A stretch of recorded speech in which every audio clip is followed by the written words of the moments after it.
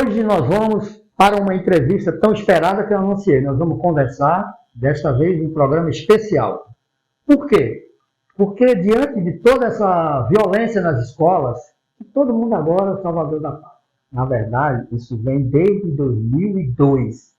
50 casos registrados de violência na escola. Como no Brasil tem algo que nós especialistas batizamos de cifras negras, são as subnotificações.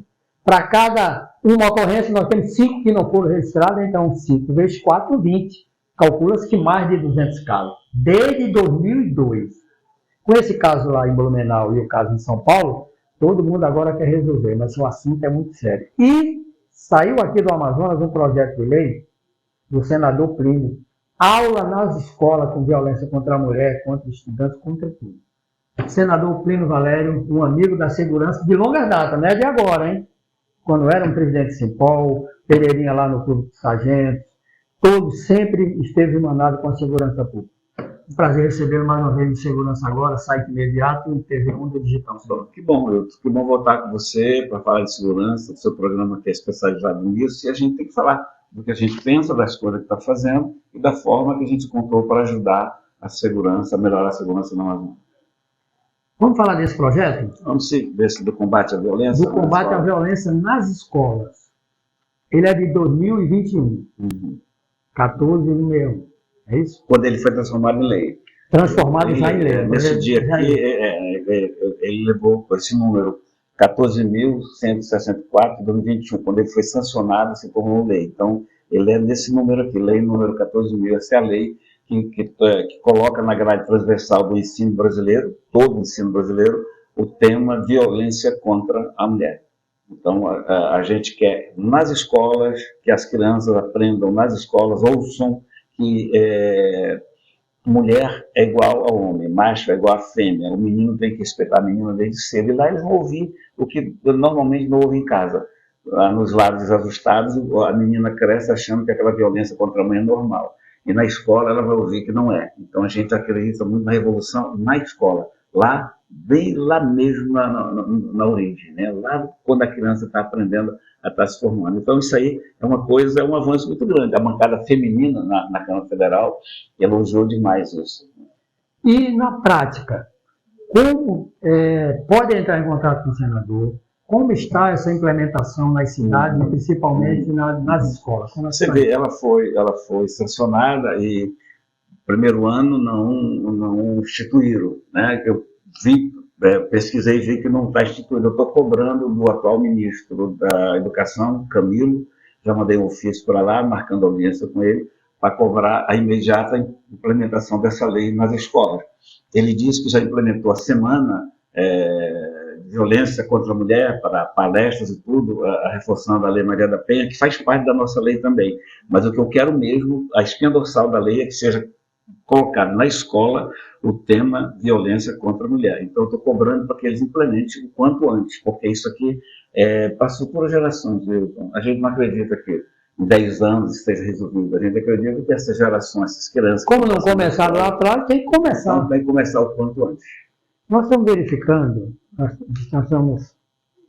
tomamos a liberdade, por acreditar no seu trabalho e ter me enviado, estamos sendo seu representante, seu embaixador sobre isso, entregando para as autoridades. Eu já tive feedback disso, das suas entregas, da divulgação, é muito bom. É porque você acredita nisso, é o teu ramo, é a tua área, então que bom se todos que trabalhassem nesse ramo fizessem isso, divulgar uma lei dessa natureza, até porque aquele velho ditado, né? Aqui no Amazonas, na terra da gente, a gente acaba não sendo nem valorizado, né? A gente sente muito isso, mas falta divulgação, é só se eu gastar gasolina mais, aí eu saio, né? Se eu alugar um carro, eu saio. Então essas coisas boas precisam ser divulgadas, porque a gente produz muita coisa boa. Nosso estoque, inclusive, acabou, já falei com a sua assessoria, estou levando mais, então você pode ligar para cá no 9391-2803, nós estamos entregando nas escolas, para professores, para colegas jornalistas, a receptividade muito boa. Não pode ser, aproveitando, pode ser apresentada uma emenda, para que não tenha todo aquele trâmite, é mais complicado, é melhor implementar isso e fazer um gancho assim, violência geral, é melhor. É melhor implementar, porque dá muito trabalho. Você tem uma ideia, tem senador, tem político que passa 8 anos no Senado e não consegue ter uma lei publicada. A gente teve autonomia do Banco Central, daquele problema todo está dando aí com o Lula querendo acabar com ela, aquela lei da autonomia do Banco Central. Se não fosse essa autonomia, a gente ia falar dela para peitar. Se não fosse autonomia, e reflete na segurança. Exatamente. Porque a inflação gera violência. E essa lei é minha também, é minha autoria. Então, eu consegui 2 leis em 4 anos, apesar da pandemia, que a produção foi pequena. Quero ver se eu consigo pelo menos mais umas 2, 3 leis. Então, é melhor implementar como está do que mexer. Implementar. Vou aproveitar, vou lhe explorar.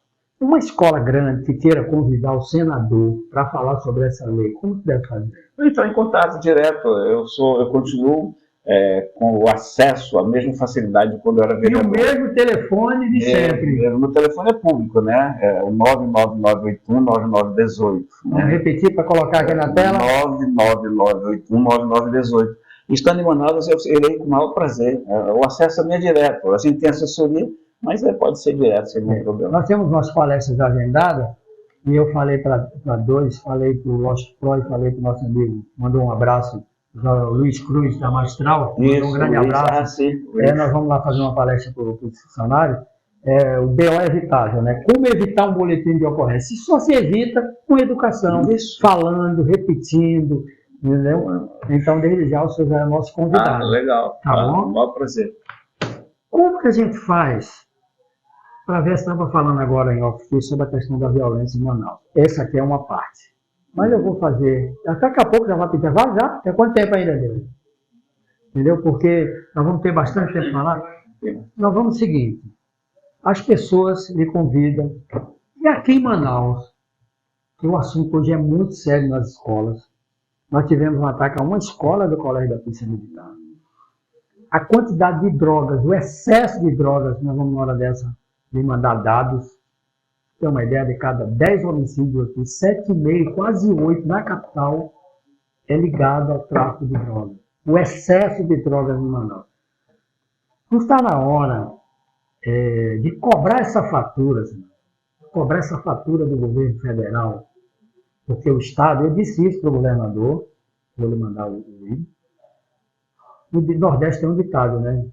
Quem tem burro não compra cavalo. Porque o burro ele trabalha, você passeia, o cavalo é só para passear. Eu fui o autor do projeto, entreguei na época, Eduardo Braga, ele criou o DENAR. Mas ele foi criado para receber aporte financeiro, para ajudar a Polícia Federal, ajudar a PRF, a ABIN, os órgãos de segurança. Inverteu. O Estado está fazendo o dever de casa e a União não está fazendo o dever de casa.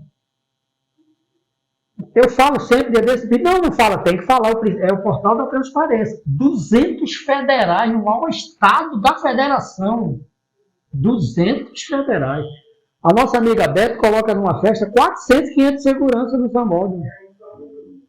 E nós estamos falando dos maiores produtores de drogas do planeta. Brasil, Peru e Colômbia. Aí vem a madeira, vem o ouro. Isso dá um problema especial. O senador não pode dar esse grito de alerta lá no Senado? Sim, pode. Eu tenho uma coisa interessante. O senador Stevenson, que é capitão da PM, agora é senador, denunciando o descaso na segurança no seu estado. O crime organizado começou a tomar conta de tudo. E ele levantou dados que, confessadamente, eu não tinha. Dos estados que têm dinheiro à disposição e não usam por falta de projeto. E o Amazonas é um deles. O Amazonas volta, não sei te dizer o quanto agora, mas fica na União tantos milhões porque não apresenta projetos e realiza. Então, praticamente todos os estados brasileiros têm dinheiro à disposição, mas não executam. É caso de gestão mesmo. Então, o problema nem é falta de dinheiro, é falta de projeto, da vontade de fazer. Agora, isso não anula da gente cobrar. Você vai me passar os dados, principalmente da tríplice fronteira lá, que a gente sabe que a barra é pesada. Então, nós temos uma coisa muito pesada que a gente pode conseguir ajuda internacional. Se verdadeiramente a Europa, os Estados Unidos querem combater o tráfico de drogas, tem que começar com a gente aqui na fronteira. A madeira que chega lá, que eles compram. A madeira que chega, e o ouro, né? O ouro clandestino. O caso do ouro é interessante. Se pegar a balança comercial do Peru, que não tem ouro, e do Paraguai, a balança deles é lá em cima. E a nossa. E a nossa lá embaixo. Porque a gente segue a política internacional ambientalista, que é um viés político que é dado. Nós, no Amazonas, não podemos fazer nada. Não podemos fazer nada. Então, essa cretinice, essa hipocrisia de não poder explorar os recursos naturais, faz com que eles saiam de forma clandestina. Você tem aí a Guiana Francesa do Macron, que tanto nos critica, né? Na Guiana Francesa o ouro sai da idade, mas a gente precisa enfrentar, sem hipocrisia, enfrentar esse problema. A gente precisa definir, podemos aproveitar nossos recursos naturais, podemos, onde? Aqui é permitido. Aqui não é, aqui não é, aqui não é, então não se toca, mas aqui tem que se permitir. Enquanto não for permitindo, vai ser na clandestinidade, e é em grande quantidade. Nós não temos tempo de preparar, de concurso de pessoal. Só quem tem 40 mil homens prontos 24 horas, são 40 mil aqui, é o Comando Militar da Amazônia. E também o Comando Militar da Amazônia, que fica... Comando Militar do Norte, agora dividido, fica em Belém, Comando Militar da Amazônia. Não tem tempo, a lei orçamentária do Estado não permite, porque já está chegando lá nos 60% da lei de responsabilidade fiscal, só pode contratar aquele limite. Há muito tempo nós defendemos o uso temporário de uma GLO específica para a fronteira. Quem tem pessoal, equipamentos e tal, e já tem a folha de pagamento. Nossa, incrementado com diárias e tal. Se gastou 5 milhões naquele caso do indigenista e do jornalista. 2 mortes. Aí eu sempre pergunto, será que tem que morrer mais gringos para poder ter todo esse aparato? Porque todo final de semana nós temos aqui uma média de 8 a 10 mortes violentas. Esquartejamento já virou rotina. Iranduba e Manacapuru são entrepostos do tráfico. Não está na hora de se repensar o papel das Forças Armadas especificamente por tempo determinado enquanto o Estado... O senhor quer falar agora ou quer deixar o próximo bloco? Temos tempo para responder? Veja bem, é um assunto delicado, precisando desse governo que aí está agora, né, que não está favorecendo mais as Forças Armadas. Né? O governo do PT tem feito tudo para enfraquecer as Forças Armadas, elas precisam ser impactadas com mais recursos. Eu acho que se a gente não pode, se não tem como você enfrentar, se ficou provado que você é impotente, que o Estado, no caso o Estado do Amazonas, que a segurança é impotente para isso, eu não vejo porquê. Os dados estão aí, os números estão aí. Mostra que é impotente, que não resolve. Eu acho que sim, é uma ideia para ser levada adiante. Agora, para você ter uma ideia, só para não perder aquilo que você falou da falta de apoio, eu vou citar o exemplo da Marinha. A gente tem feito algumas emendas para a Marinha, Aeronáutica e Exército. Eu vou citar o exemplo da Marinha. Fiz uma visita ao batalhão lá, a pelotão marinho, né, fiz uma batalha lá do Ribeirinho, e na palestra eu vi que eles tinham apenas uma lancha blindada, só, eles têm várias lanchas, mas blindada para enfrentar os que não só uma. O senhor está falando para o mundo todo, tem um amigo meu do DEA, da Polícia Americana, que estava assim um dia desse, eu falei que nós só tínhamos um ferro-bote aqui, construído pelo Estado no Rio todo, que é a base Japão. Ele não acreditou. E tinha, acredite, que a Marinha, encarregada de patrulhar na nossa a tropa de elite são os fuzileiros navais. Aí eu consegui uma emenda, eles têm mais uma, já estão até usando. 100%, né? Porque tinha uma 100%. De R$1.600.000 ainda foi emenda, vou continuar. R$1.600.000. Custou a lancha blindada. Que agora isso aí o tráfego gasta final de semana. Isso aí não tem. Então, imaginem só como é o descaso. Então, isso reflete nos números. Reflete nos números, que é a consequência direta disso. E a gente, como parlamentar, faz o que é possível. Eu tenho colaborado com o Exército também, com algumas emendas, tenho colaborado com a Aeronáutica também, com emendas, e a gente, agora não, ano passado, a gente conseguiu um OBS flutuante para o prefeito da Atalaia do Norte, que é lá onde aconteceu o crime. Então eles têm lá um OBS flutuante agora para dar assistência lá aos ribeirinhos, que eu vou visitar a qualquer hora dessa. E nós vamos querer cobrir isso aí. Pode convidar que nós vamos. Vamos para o intervalo, nós voltamos já já. Nós vamos falar das emendas.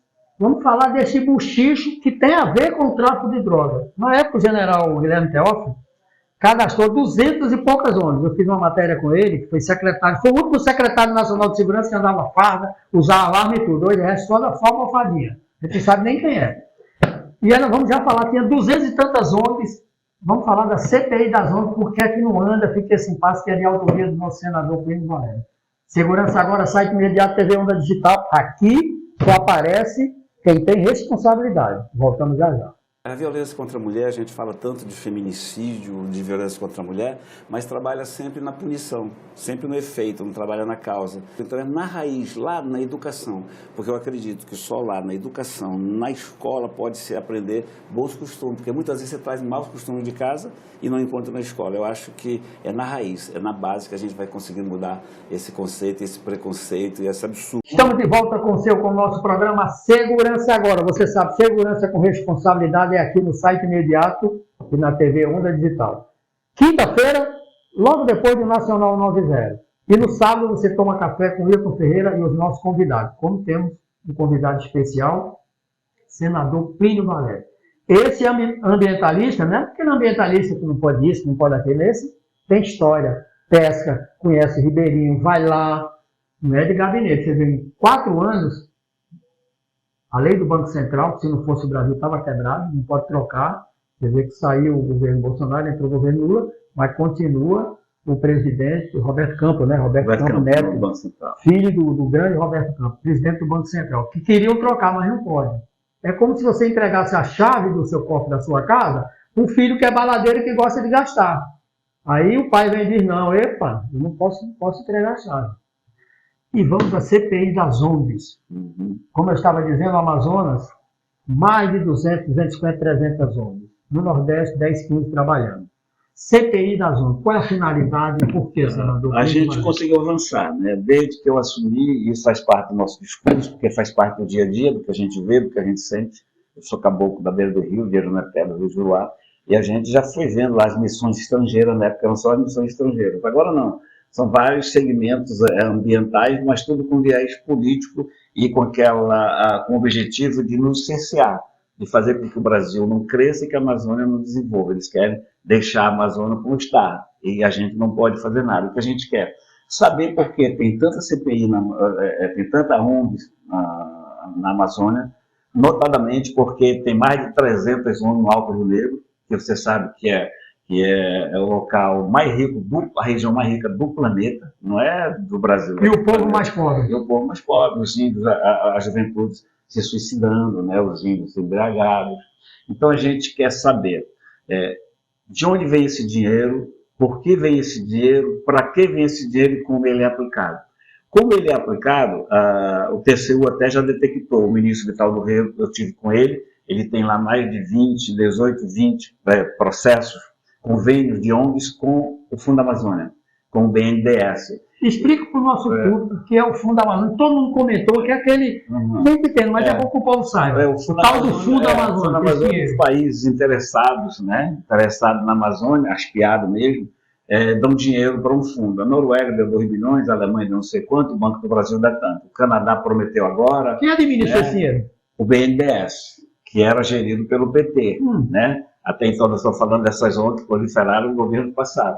Então, o BNDES distribui esse dinheiro. Então, eu levei o BNDES numa audiência pública lá no Senado, consegui extrair alguns dados dele, ficou patente, que eles liberam dinheiro sem que tenha prestação de contas, só liberam para os apadrinhados deles. Ou seja, esse dinheiro, ele é dirigido, ele é conduzido para as ONGs corretas, aquelas ONGs que prestam de serviço a nós, denigrindo o Brasil lá fora e a Amazônia, dizendo que a gente está depredando, está acabando. Quer dizer que aqueles congressos, essas viagens internacionais, tudo pago com esse dinheiro. Aí, como eu estava falando, o TCU tem, e a gente tem cópias dele, vai usar isso na CPI, comprovando que essas ONGs, todas ou quase todas elas, 90% delas... Quantas têm sede aqui, Manoel? Pois é, nós vamos saber, né? Nós temos que saber. Então, veja bem, esse dinheiro, estamos falando aí de 14 milhões, 25, 10 milhões para cada ONG, 50. As ONGs gastam, entre a sua diretoria, 85% do que arrecada. Isso está no relatório do ministro do TCU. Isso não é o senador que está dizendo, eu estou lendo que está no relatório. Ou seja, eles estão enriquecendo as nossas custas da Amazônia, prestando de serviço à Amazônia, né, pedindo a nossa agricultura, nossos recursos naturais. Nesse pacote, pode-se falar da BR-319, por isso também que não sai? Faz parte também. Eles não vão deixar nada que for para o nosso progresso, para a nossa qualidade de vida, que for bem para a Amazônia. Esse movimento ambientalista que comanda o planeta. É só você ver o seguinte, se você pegar Estados Unidos e Europa, quanto é da população mundial? 11%, 12%. E esses caras que dizem que a gente deve fazer, banheiro pode ir todo mundo, a política de gênero, esses costumes e modos deles que eles implantam para nós. Eles dirigem uma forma no meio ambiental, mas diferente. Eles dizem o que é certo e o que é errado. E o brasileiro, o mau brasileiro, ou o brasileiro que quer ser, né, quer ser... O tal do politicamente isso. correto. Aí acredita nessa coisa toda. E a gente vai sempre ficando para trás. Então, tem os que acreditam e tem os que são induzidos a acreditar, isso. né? Porque é funcionário, é empregado. Mas normalmente eles acreditam porque é o complexo colonizado, né? O que é dos outros é melhor. Então, como é que está a CPI das ONGs? A gente conseguiu apresentar em 2019, 2010 foi lido o requerimento em plenário, que é o primeiro passo para oficializar, mas não foram indicados os membros, o presidente. Tanto o Davi Alcolumbre quanto o Rodrigo Pacheco não oficiaram aos líderes de bloco para indicar os seus membros. Tá bom, acabou a legislatura há 4 anos, eu recolhi novamente assinaturas, dessa vez 37 assinaturas, o pedido é de 27, e a gente já 10 a mais. 10 a mais. Já conseguiu fazer com que o presidente Rodrigo Pacheco lesse o requerimento, ele já leu. Trata-se de um requerimento de CPI, reeditado e reiterado pelo senador Plínio Valério, haja vista que um requerimento de igual teor havia sido já lido pela presidência do Senado Federal no plenário do Senado na legislatura passada. Você perguntou qual... É a fila, assim, por exemplo, por prioridade. É a primeira, porque só pode estar lá a próxima, a de 8 dos atos lá de vandalismo. Isso, vai vir atrás. Ela tem que ser após. A nossa, a das ONG, teve sempre primeiro. Ela foi atropelada pela CPI da Covid. CPI da Covid, aquela emergência, né? Tinha até uma desculpa. Tinha uma desculpa e eu aceitei. De lá para cá, não aceitei mais nenhuma CPI passar na frente da nossa. O senhor vai ao STF? Como zerou? Não, no TSE eu não vou, porque não é prerrogativa. Eu combato muito o Supremo. Se for o Supremo, ele vai mandar. Vai perder. Mas, como eu combato muito o Supremo, vai perder. Não reconheço a prerrogativa dele para isso, né? É isso que nós eu não vou recorrer. Então, a gente vai, eu acho que sim, o Rodrigo está, até porque tem interesse em alguma CPI, porque a CPMI está vindo aí, CPI, para investigar os atos do dia 8. Então, mas a nossa é a primeira, oficialmente é a primeira. Você conhece alguma ONG séria? Porque tem ONG séria. Claro. Tem ONG séria? Aí, você tocou... Aqui com sede local, com trabalho local. Você tocou no ponto importante. A CPI ela não vem para demonizar as ONGs. Existem ONGs boas. Essas não serão investigadas, né? Agora, existem aquelas que realmente se aproveitam da Amazônia, não é nem do Brasil. Você tem Fundo Amazônia, arrecada esse dinheiro, mas, no entanto, tem um dispositivo lá, um artigo que pode ajudar outros biomas. Por exemplo, o Fundo Amazônia, eu não sei o valor, eu esqueço, o número não estou bom, mas já financiou, o Fundo Amazônia financiou Bahia, Espírito Santo, Santa Catarina e Paraná. O Fundo Amazônia. Tem um dispositivo que eles fazem e aqui agora, faltando dinheiro agora, até para a rabeta do caboclo. Com todo o respeito que eu tenho, a Bahia, por exemplo, eu tenho o maior respeito, mas se você botar fundo baiano, fundo para ajudar a Bahia, ninguém vai colaborar. Não vai vir ninguém. Agora bota Fundo Amazônia, enquanto isso, os nossos números são estarrecedores. Você falou no primeiro bloco do crime organizado, do narcotráfico. E nós temos um ferroboto, uma balsa, vou repetir de novo, nós temos uma balsa construída no estaleiro Juruá, que eu fui lá conhecer, foi ainda com o Coronel Bonatti ainda, a primeira, deixa eu te falar outro dado aqui, o doutor Almada, que agora é o superintendente da Polícia Federal do Rio de Janeiro, foi policial lá em Minas, era muito competente, foi corregedor-geral quando o doutor Sérgio era secretário, é um amigo nosso, inclusive ganhador do 5º Oscar da Segurança, um sério. Ele pediu 25 federais para reativar a base Anzol da Polícia Federal. Ele foi embora e não mandaram os 25 policiais federais. Porque há todo interesse em torno disso, de não resolver o problema, de não atacar o problema de frente. Como eu estava falando, você vê a Amazônia, os números da Amazônia, 23, 25 milhões de habitantes da Amazônia, nós temos 9 milhões de residências, segundo o Unicef. 9 milhões de residentes que não têm renda para uma cesta básica. Então, não são pessoas, não, são lares. Né? Então, bioma rico desse? No Amazonas mesmo, morre mais de 1.200 crianças todo ano antes de completar um ano. É um absurdo. Então, a gente não tem assistência nenhuma. Então, o nosso povo é chavão, que eu repito, mas eu repito sempre, né? O nosso povo, ele pisa em ouro e dorme ao relento. Por quê? Porque essas ONGs nos amordaçam. Elas impõem normas ao governo brasileiro que admite aquela besteira do policiamento correto de que a gente não pode fazer nada. E onde não pode nada, pode tudo. Daí essa bagunça toda do narcotráfico, do contrabando de minério. Outros modelos, né? Tem modelo americano, tem modelo inglês, francês, tem outros, sobre a Suprema Corte. Eu estava lendo uma matéria, antes de eu pedir para você falar sobre a Suprema Corte, disse um membro da Suprema Corte aqui no Brasil, e o repórter estava de férias, o repórter tentou fazer uma pergunta para ele. Ele falou, não posso. Quer que os meus pares vão pensar que eu estou aqui no Brasil dando entrevista? Quer dizer, para você falar com o ministro da Suprema Corte americana, você tem que agendar e quem fala é o presidente em nota oficial e tal, tal. Hoje todo ministro está lá no restaurante, fala, o ministro dando palestra, cobrando. E vitalício. Como é que é o seu projeto? Explique o seu projeto que delimita tempo, idade para os membros da Suprema Corte. Eu apresentei um projeto de emenda à Constituição, uma PEC, também em 2019, e veio agora à tona o assunto. Você chegou toda sede lá, não tinha? Demorou de chegar no Senado. Mas já cheguei sabendo o que ele ia fazer. A partir dali é minha cartilha. O meu primeiro pronunciamento oficial no Senado foi falando sobre a autonomia do Banco Central e violência contra a mulher. Foram 2 temas que a gente transformou em lei. Então, você citou até o Ribeirinho, você veio de lá, que acabou. Já cheguei sabendo o que queria fazer. Então, veja bem, essa PEC que ela quer estabelecer, fixar mandato para o ministro Supremo. Hoje, ele vai até os 75. Tem uma ideia, o Toffoli vai passar 40 anos. Se entrar com 35 anos, pronto, ele fala. Tem ninguém que vai sair só em 2050, né? Então, não, o Brasil não comporta mais isso. Então, a gente quer fixar mandato. A minha ideia foi de 8 anos. O Moro, por exemplo, me procurou e disse, olha, eu estou com você, vou reforçar e tal, mas eu gostaria que fosse 12. Eu falei, Moro, apresenta 3 mandatos, né? Apresenta a emenda para 12. É uma reeleição e mais um. O que é importante é discutir agora isso. Por que a gente quer fixar mandato? Porque os ministros, você disse muito bem, eles são estrelas, eles são semideuses, eles falam sobre tudo e sobre todos.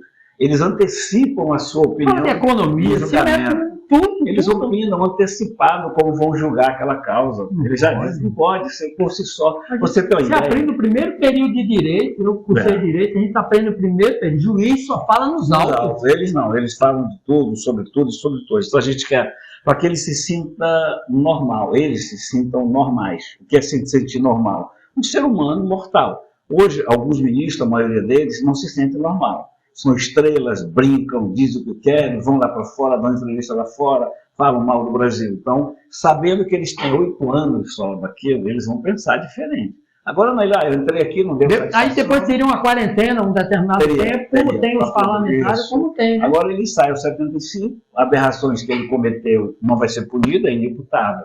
Porque, paralelo a isso, já tem um contraponto ao nosso projeto. Bem, a PEC pegou vento, né, como a gente fala, está em discussão se passa ou não passa. É irreversível, mas a sociedade quer discutir. Então ela vem para ser discutida isso. E outro assunto que a gente está discutindo, aí já foi manobra do governo, via nosso presidente Rodrigo Pacheco, instituiu a comissão de notáveis, presidida pelo Lewandowski, para reavaliar e criar uma nova lei do impeachment. E assessorado pela secretária dele, que foi a relatora. Então, eles apresentaram um anteprojeto, o Rodrigo transformou em projeto, que é uma aberração. Blinda os ministros do Supremo contra o impeachment. Blinda. Então, a gente está combatendo, Esperidion, a mim, eu... Você é para desvirtuar a discussão. Exatamente. Então, a gente está de olho nela. Então, a gente está em 2 turnos. Até outro dia eu tive um debate sobre isso. Então, você vê como nós, amazonenses, como representantes, estamos lá na linha de fogo, né? Estou no meio do Banco Central, limite do mandato de ministro, estamos aí combatendo a nova lei do impeachment. Quando a lei do impeachment, que está em vigor, é de 1950. Você assinou a CPI da Lava Toga lá? Sim, assinei 3 vezes, tive que renovar, morreu o assunto, até o autor que pediu, não fala mais no assunto, mas assinei 3 vezes, assinaria 10 se fosse preciso.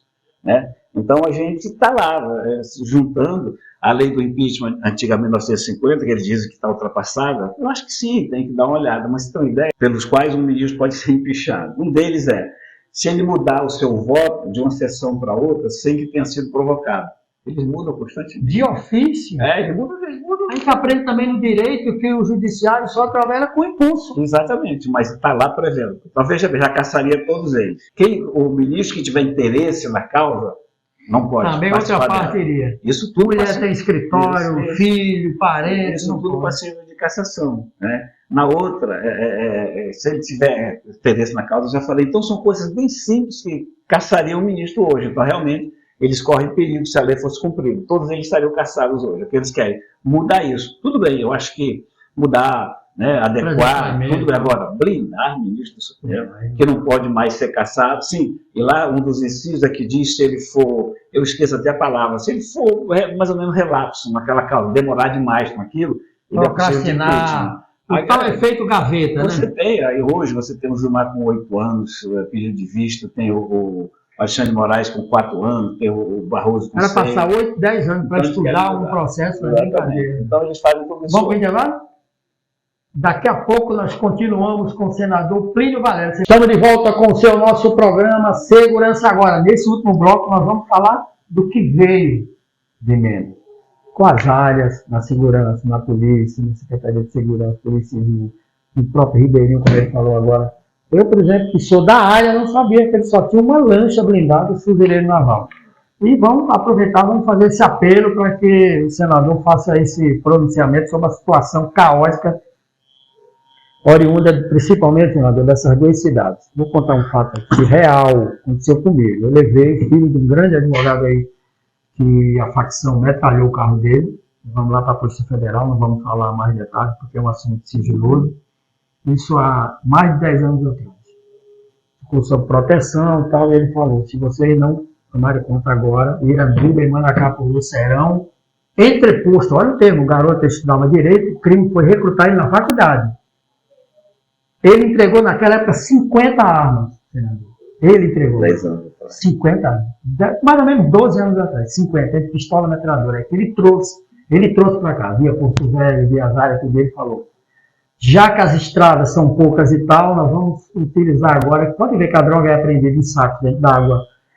Iranduba e Manacapuru serão os entrepostos. Esse relatório está lá na Polícia Federal. Está aprovado hoje. Iranduba, não tem condições, a polícia local não tem condições, nem Iranduba, nem Manacapuru. São os entrepostos do crime. Você sufoca aqui, eles guardam lá com aquele imensidão, aqueles lagos, aqueles igapó, tudo que você conhece, porque aqui é diferente, você brasileiro, está vendo? Eu vou mostrar algumas imagens, tudo aqui é muito grande. Então, nós ficamos muito tempo investindo em viatura, quando na verdade nossos rios são nossas estradas. O que o senador pode falar disso? Mais recentemente, saiu uma ajuda agora de R$500 mil que a gente fez na emenda, demora, mas saiu agora para a Delegacia Geral, que ainda foi um pedido da delegada Emília, que é para compra de equipamentos. A gente já tinha ajudado a Secretaria de Segurança com a emenda também de R$400 mil para comprar equipamentos, a delegacia, para instalar a delegacia de combate ao crime cibernético ou colarinho branco, alguma coisa desse tipo. E o Guilherme, que hoje é o delegado-geral de junto, ele mandou um abraço, foi ele que implementou lá, a delegacia de combate à corrupção. Pois é, nós mandamos emenda para eles também. Mais recentemente, a delegada, filha de um amigo meu, falou de uma operação que ela fez aqui, no Rio, Rio Negro, Iranduba, e apreenderam 300 quilos de maconha, algo assim. Só que a lancha dela, na frente das outras lanchas, parecia brinquedo, né, e o armamento. E ela pediu ajuda, uma emenda para comprar drone, né, a gente está saindo no influência no reais, a gente tem ajudado, porque nós não temos a solução, né, eu não sou autossuficiente, não, eu tenho a solução, não nada, a gente ajuda quando nos pedem ajuda para o que vão fazer. Quando o plano é bom, a gente entra com as emendas parlamentares que a gente tem. A gente ajudou a Maria, como eu te falei, aquilo, né, na lancha blindada, que é um absurdo, né? Você teria que ter lanchas enormes, blindadas, tudo aquilo. A quantidade de bens que são apreendidos no tráfico de droga e a demora para chegar. E a lei de droga, ela permite que o Estado utilize. Mas o Estado, até para usar o que é apreendido, demora. Você está vendo, é Manacapuru, porque todos os barcos que vêm, né, param lá em Manacapuru, aí eles vêm por terra, eles vêm por lancha e realmente invadem. Mas o Careiro Castanho também tem problema seríssimo, né? A gente precisa. A gente tem feito o que pode com o recurso que se tem, que é a emenda parlamentar. A gente tem ajudado Marinha, Aeronáutica, Exército, Polícia Civil, e tem outro lado também, o lado social. Não sei se você vai perguntar depois, as emendas que a gente tem feito. Todo e qualquer hospital em Manaus que você citar, eu já ajudei com emenda parlamentar. Todos. Não tem um só hospital que eu não tenha ajudado. Nenhuma clínica grande também que eu não tenha ajudado. Nós já mandamos, precisando 50 milhões de reais para ajudar na saúde do Amazonas. E temos ajudado absolutamente todos os municípios. 62, no Manaus. É porque eu não estou com a relação aqui. Senão eu ia te desafiar, dizer um município qualquer, eu pegaria, abriria e já foi isso. Então a gente tem usado esse outro setor que não é o meu forte. Eu não tenho prefeito que me ajuda, eu não tenho vereador que me ajuda. Isso independe do partido? Independe de prefeito que me caluniou. Republicano, senador. Nenhum papel. Para você ter uma ideia, nenhum prefeito me ajudou na minha eleição de senador, mas todos eles já foram ajudados. Porque eu entendo que é o Amazonas. esquece isso, a gente não pode agir com o fígado. Então, hoje eu já indiquei, indicado é uma coisa, né? Já indiquei aproximadamente R$500 bilhão, 480 milhões já indicados em emendas. Foram empenhados 350 milhões e pagos, ou seja, o dinheiro já circulou no interior, R$170 milhões. Esse ano? Não, nesses 4 anos. 4 anos. Mas aí você inclui, vamos dar um exemplo. Fechando o balanço de 4 anos. Porque nós falamos lá no primeiro bloco, a fronteira, né? Ele olha lá a Atalaia do Norte. A Atalaia do Norte, a população pequenininha ficou no palco aí, por causa do assassinato daqueles dois, mas ninguém dá assistência. Naquele período eu já consegui... Não falaram mais, um OBS flutuante. Não tinha um OBS flutuante. Não tinha OBS flutuante. Então, seria, o pessoal fala, mas não ajuda. E o prefeito esteve comigo, a gente já está funcionando lá em Atalaia do Norte, um OBS flutuante de 3 milhões, 2 milhões e pouco de reais na emenda parlamentar da gente. É como se montasse um hospital para ir lá no Ribeirinho. Isso, naquela área. Como faz o Baço da Marinha. Naquela área do assassinato lá, no Javali, eles vão para lá. Então, o pessoal fala muito e age pouco, a gente prefere agir. Então, a gente tem usado esse instrumento que a gente tem ao nosso dispor, que é a emenda parlamentar. Eu tenho à disposição emendas parlamentares aqui e tenho distribuído para o Amazonas, faço isso. E tem aquelas extras que o pessoal não vou aceitar, porque eu aceito todo e qualquer. E digo o seguinte, que o meu orgulho ele é infinitamente menor do que a necessidade da população. Então não tem por que torcer o nariz quando oferece emendas extras. Eu aceito e distribuo. Agora a gente tem como comprovar que tudo que a gente... Se não aceitar, vai voltar e alguém vai utilizar, como faz a ONG lá, vai mandar para a Bahia, vai mandar para outro lugar. A gente tem ajudado mesmo. Todos os hospitais, todas as clínicas, todos os municípios, tem... Cada emenda, assim, você falou, você falou do Rabeto, do Dr. Rabeto, os índios Tearins em Humaitá, por exemplo.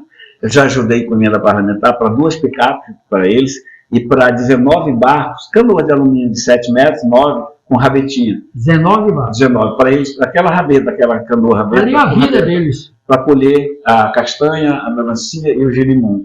Eles levam nessa canoa que a gente arrumou, que é um rabetinha de 6, de 8 cavalos, eles levam um dia para chegar no local. Agora, imagina quando era no remo. Imagina se uma ONG dessa doasse.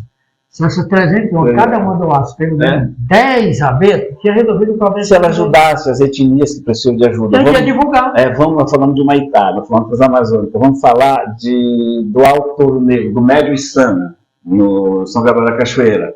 Eu já ajudei os baniuas lá, a gente já ajudou com barco, com gerador de energia e com internet.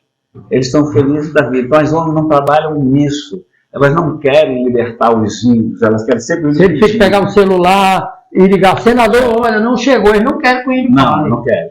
E os índios vivem felizes lá, o Baniuas, no Médio Içana. De vez em quando ligam para mim de noite, porque só pode com o gerador. Isso é barco para colher castanha, as etnias. Então, se você pensar, a gente ajuda da forma que pode. Eu tenho feito muito isso. E é minha obrigação fazer senador, isso. Qual a avaliação que você faz desses 4 meses do novo governo? Dessa vez, eu dei uma entrevista, até viralizou isso no TikTok, dizendo que o Lula está agindo como se ele estivesse em 2002, quando ele foi eleito para assumir a primeira vez. Ele pensa que o mundo é aquele. O mundo não é mais aquele. A economia estava em alta, a economia mundial, né? Ele pensa que é aquele. E dessa vez eles vieram com muito revanchismo, com muita mágoa. Tem vídeo dele falando de rancor, muita mágoa, e tem se preocupado. Vamos dar o exemplo que você já deu. Perseguição ao Roberto Campos no Banco Central, querendo se meter no Banco Central, querendo que o Roberto Campos saia, querendo mexer na lei. Então ele está agindo com muito rancor. E nesses 6 anos não fez. E ele precisa dar uma desculpa que justifique por que ele não cumpriu aquelas promessas da picanha, do imposto de renda, do salário mínimo aumentou R$18. Eu tenho certeza que vai ter sucesso. Tenho certeza que vai ser aprovado. E tenho certeza que a gente vai colher os frutos que foram plantados na nossa proposta. Tenho certeza. Continue.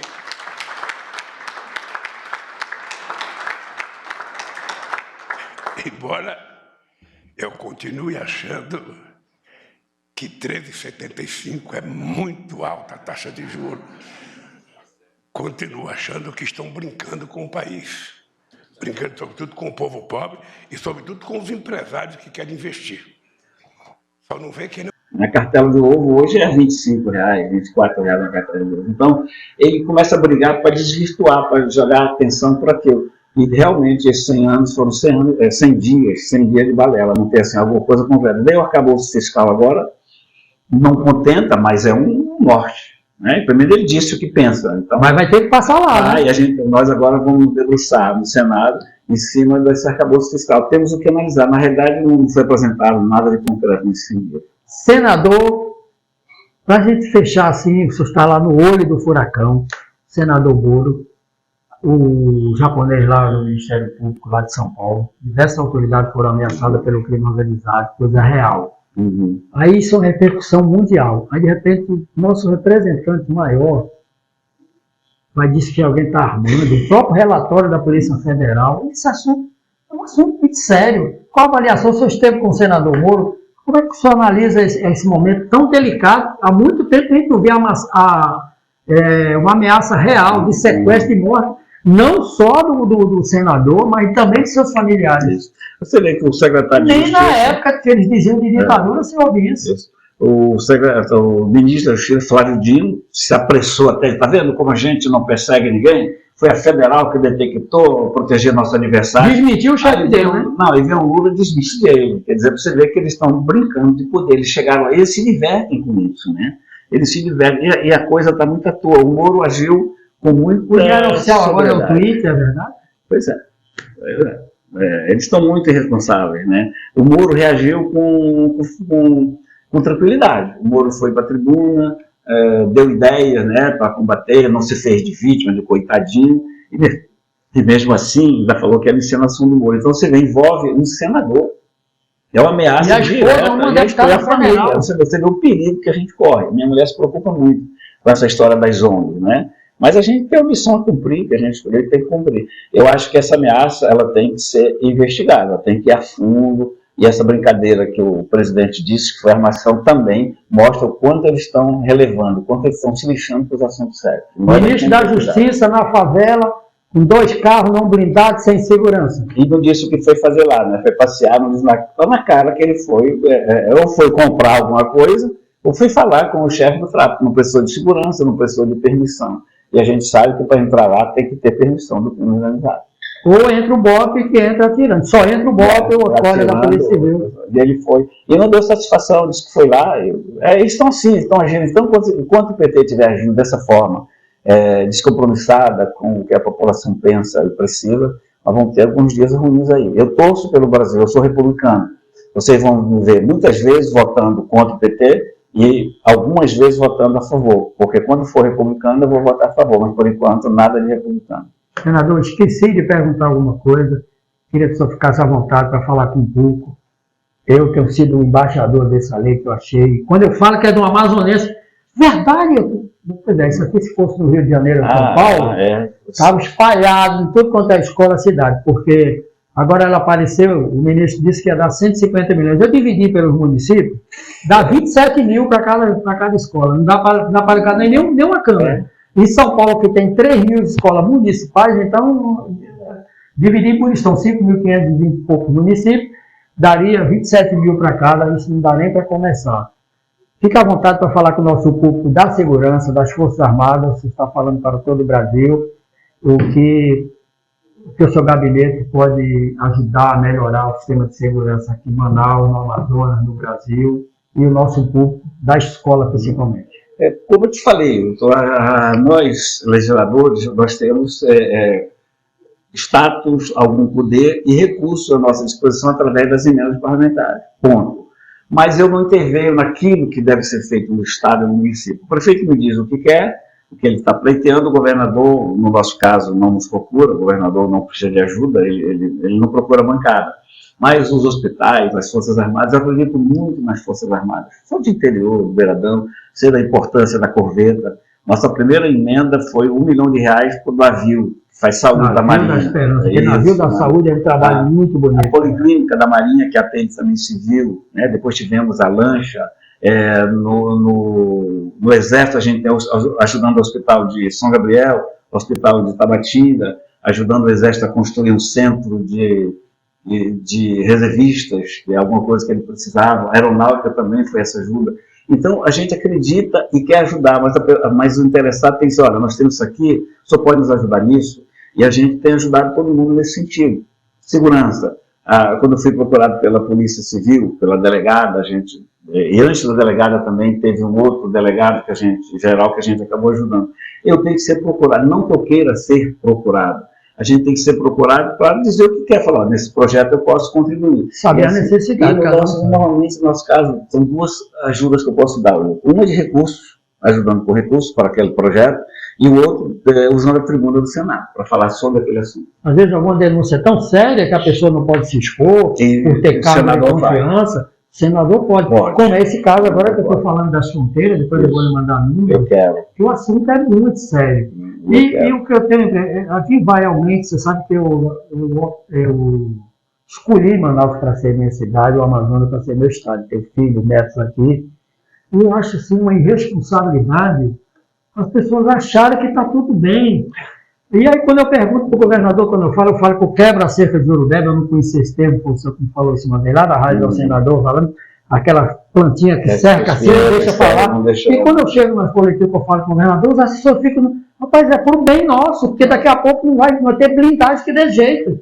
Você vai ter que transformar as escolas em cadeias, né? Então essa questão da fronteira é um assunto muito sério. Esse número que eu estou falando, eu tenho amigos na Polícia Federal, o atual superintendente, o Humberto Ramos, é um jovem delegado que conheço o livro dele, bem intencionado, mas se não vier verba e pessoal, como é que ele vai poder trabalhar? E a gente pode ajudar com verbas, a gente pode, a bancada pode ajudar também. E cobrar também, pedir para que o governo federal, não apareceu 150 milhões rapidinho, 100 milhões aqui no Amazonas, em relação com o tráfico gasto, é quase nada, mas ajudaria muito. Você depois hipocrisia dos Estados Unidos, que a gente pensa que eles combatem o crime organizado. É só nos ajudar aqui na fronteira. E tem verba para isso. Com drones especializados, com veículo aéreo não transportável, os vantes, né? Porque é daí que sai, né? Daí que vem, daí que vai para lá. Então há muita hipocrisia nesse assunto todo, e a gente precisa enfrentá-los. Então a gente enfrenta na tribuna, nas audiências, nos congressos, a gente enfrenta falando que normalmente o cidadão comum não pode, mas gostaria que a gente falasse. Então a gente é o emissor dessa necessidade, desse discurso. Eu estou à disposição inteiramente da população do Amazonas. Agora nós vamos ter a reforma tributária, vamos ter problema. E a reforma tributária ameaça mexer com a Zona Franca. Ora, se mexe com a Zona Franca, eu sou contra a reforma tributária. Então nós vamos ter um problema muito sério pela frente, mas nós fomos eleitos para combater esses problemas. Senador, muito obrigado mais uma vez.